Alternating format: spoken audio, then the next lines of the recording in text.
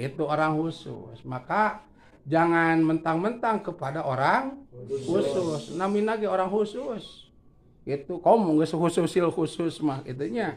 Khusus di atas khusus. Oh bisa ngapung atuh tah wali disebutna.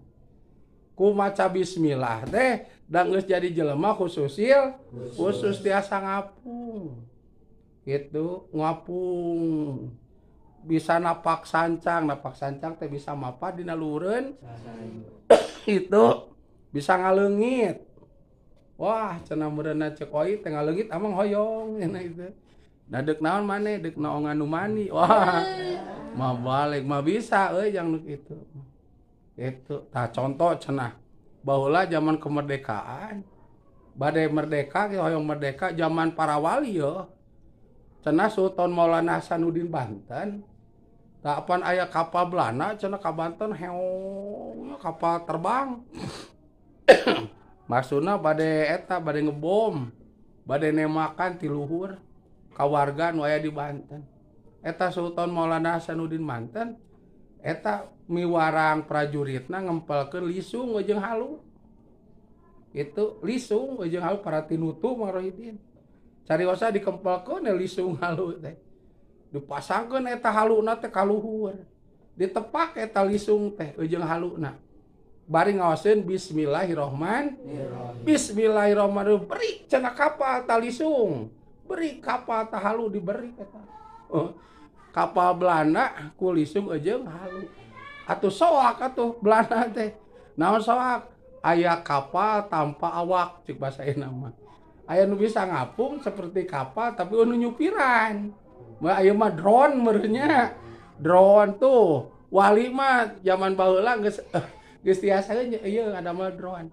Wah eta. Dikukuntit kapal Belanda, ka mana-mana dikukuntit. Sebutkeun ka pilotna teh sieun balik deui pan ka Jakarta. Teu cios ngebom teh. Da sieun dibebrik halu jeung lisung. Bisa ngapung eta halu jeung lisung ku berkahna ngaos bismillah. Ku sabab anu ngawasna oge atos hawasul. Nyata jami tangtu di atas tangtu wali disebut. Tak urang mah karek jelema hawas. Kitu ge lamun geus asup kana kelasna geus pahamnya naon hawas teh apal kana eusina lapat bismillahirrahmanirrahim. Di antawisa eusina teh geuning bismillahirrahmanirrahim ge eusina teh muji keneh ka Gusti Allah. Nyaeta ku ngucapkeun Ar-Rahman sinareng Ar-Rahim ngan muji ka Allah ku maca bismillahirrahmanirrahim teu mas. Ku saha teu masur kudu dipayunkeun rangkeun nana ame jami teh tarerang arapa. Itu walaupun geus apa geus terang keukeuh muji ka Allah syukuran ka Allah mah maca nama keukeuh alhamdulillah. Itu alhamdulillah. Tara bismillah keukeuh alhamdulillah. Taku sabab teu masur bismillah teh dipayunkeun rangkeunana. Da teu masur teh gitu. Sedengkeun alhamdulillah mah di hukuman masur teu diterangkeun ge geus pada apal. Muji ka Allah, syukuran ka Allah, lapadna teh nyata ku ngaoskeun alhamdulillah. Itu matak anu teu masur mah ya boleh dibahas. Itu anu geus masur mah da geus pada apa? Teu dibahas oge datos masur. Matak jangan mengganggu anu geus masur. Itu ulah ngaganggu anu tos pada uninga. Contoh keturunan Kangjeng Nabi ti Duriah Ba'alawi teh da geus masur atuh.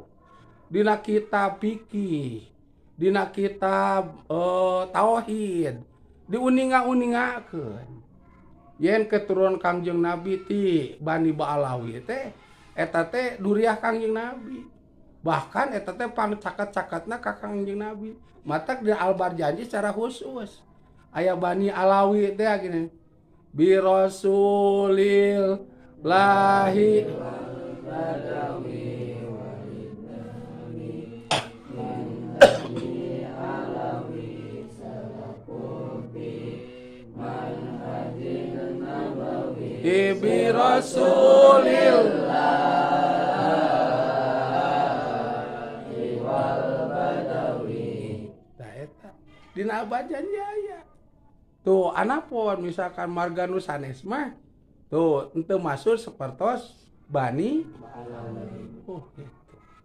Maka anu masur mah teu keng diganggu.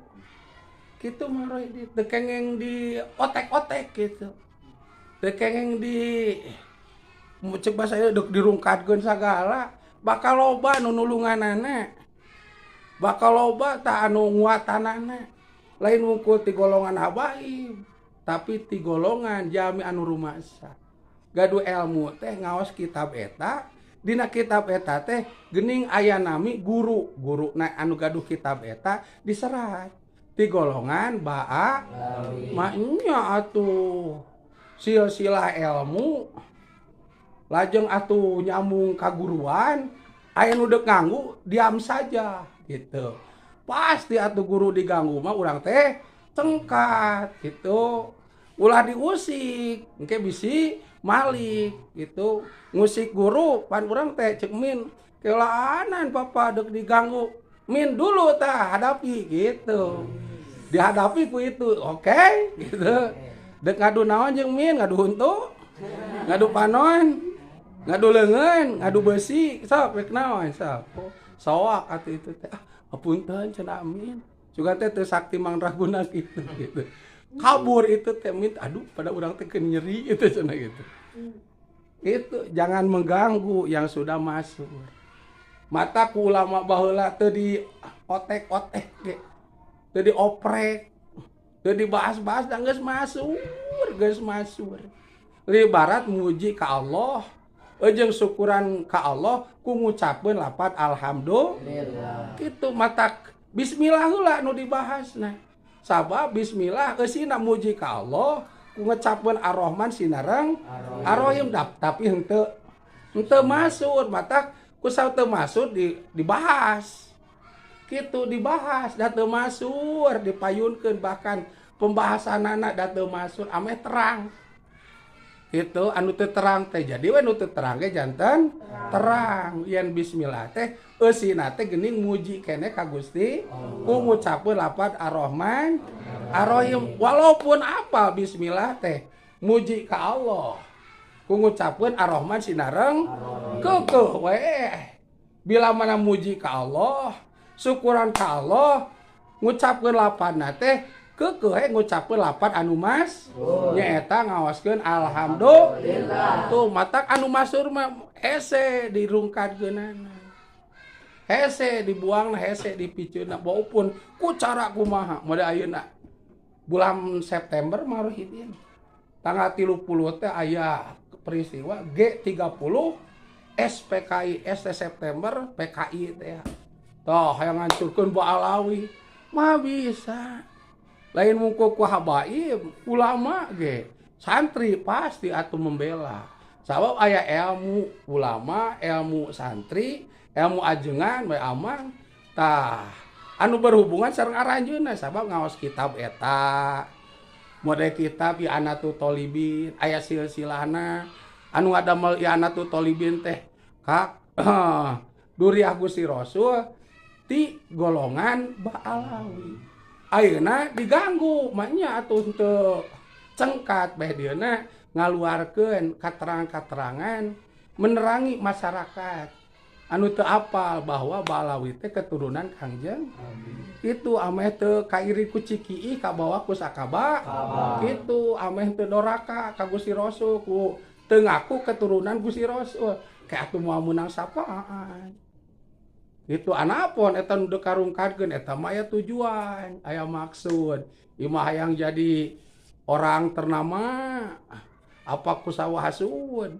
Apakah aya anu nitip sok ayeul ganggu gitu. Apakah manenang kena jo ceuk basa ayeuna mah gadis sangka dia memotong aku dari belakang gitu. Jang elek si eta jadi anu baheula kumaha ngadukung si eta teh dipeucit ku si eta teu sangka maneh teh geuningan pagar makan tanah mah jadi kecewa mereka gitu kecewa tuh loba kemungkinanana tuh ngan teu beres-beres kieu mah akibat tina hasud kuninga dina kitab I'anah oge geus cekap tuh kudu aya kitab sejaman 2 jaman 3 jaman dugikeun ka 4 jaman gitu komo teu baroga kitab da mah komo teu ngaraji mah komo teu aya guru nama geus sasar jeung bakal nyasarkeun batur naudzubillah tah ieu urang mah tukang imriti euy ngaji ilmuna teu kudu make kitab anu ieu we lah tina pembahasan bismillah sareng alhamdulillah pangna bismillah dipayunkeun nerangkeunana ku saha bismillah mah nguji ka Allah tapi henteu tak ku saha teu masur dipayunkeun nerangkeunana anapun alhamdulillah mah nguji ka Allah kalawan nganggo perjalanan anu masur tiap-tiap muji ka Allah syukuran ka Allah sok ngucapkeun lapan alhamdulillah tah ku saha masur teu diterangkeun ge datos pada uninga gitu. Tadi bahas oge tos pada terang. Yen muji ka Allah teh ku ngucapkeun lapan. Yen syukuran ka Allah teh ku ngucapkeun lapan. Tah kitu, gitulah. Tah kitu urang mah ulah lieur-lieur dak. Ngadu jeung nu kitu. Tukang nahu mah bere ku ieu kitu Mang Rohidin. Matak lah jeung gue gitulah. Gue mah teu ngaji kitab nu kararana 7 depa gitu. Ieu we jeung imriti gitulah. Gitu. Tuh ulama tuh sakedik bahasa tapi jero gitu jero yang gitu taya ku ngabahas alhamdulillah jeung bismillah cekap dah gitu sumama jazual kuna ablagumin tasrihin au haqiqatin kadzazukin gitu matak teu digaranggu ge teu dibahas teu diotek-otek teu wah teu dipermasalahkeun ge geus masur geus pada apal gitu balawi teh duriah rasul da kusaha masuk geus pada apal lamun dikotek-kotek tah bakal cara rengkat muhibina ulamana santri ajenganna nu rumasa gaduh ilmu teh ti guru teh kitab eta nu diaoskeunana anu gaduh kitab eta teh ngaguruna ka anu mah nya atuh cara rengkat